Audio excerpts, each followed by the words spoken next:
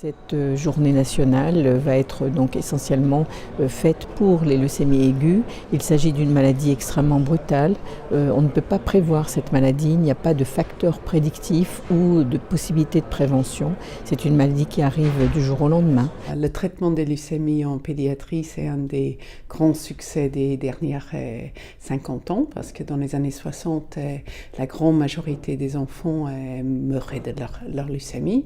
Mais maintenant, nous sommes très contente de l'évolution parce que maintenant la grande majorité sont guéris. Mais ce n'est pas à n'importe quel prix parce que les traitements sont tout sauf anodins.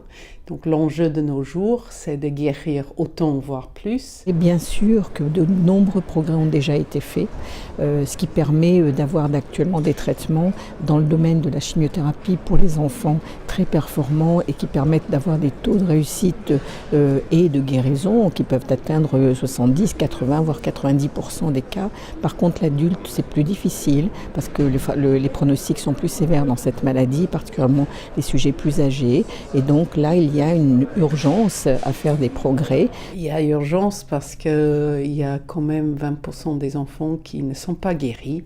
Et par contre, si on ne guérit pas du premier coup, même s'il y a des traitements comme la greffe de moelle osseuse ou des cellules souches hématologiques, on a beaucoup moins de chances de guérir un enfant après une première rechute. Donc il est tout à fait fondamental qu'on informe les gens, qu'on informe de la possibilité justement de donner, puisque le malade dépend des autres en ce qui concerne les globules rouges, les plaquettes et les cellules souches, la moelle osseuse, quand il a besoin d'une greffe de cellules souches, une greffe de moelle osseuse au cours de sa maladie, puisqu'on a aussi des possibilités thérapeutiques dans ce domaine. Par contre, les enfants ont beaucoup plus de capacité à résister au traitement.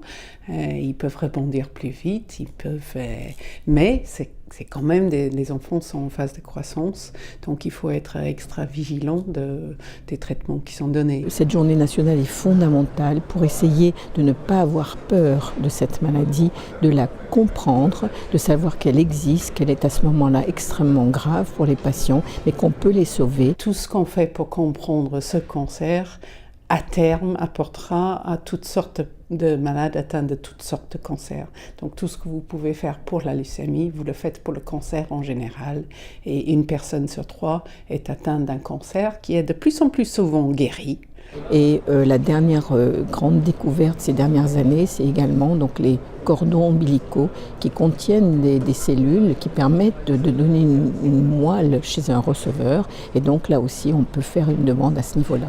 Et ce qui caractérise l'association Laurette Fugain et 100% la vie, c'est justement d'humaniser cette quête de à la fois vaincre et accompagner les patients et les familles qui passent cette épreuve extrêmement douloureuse. On va naturellement donner le coup d'envoi de cette journée et puis ensuite je pense qu'on va participer au même titre que les autres, c'est-à-dire donc aller chercher des dons, quêter dans la rue puisque c'est un mouvement national qui a pris cette option-là et cette quête est en fait une possibilité de communiquer avec les autres, d'informer les autres sur cette maladie et justement ce besoin pour la recherche et pour faire progresser les connaissances et puis aussi donc essayer de motiver le don de soi et le don d'argent par rapport à la recherche.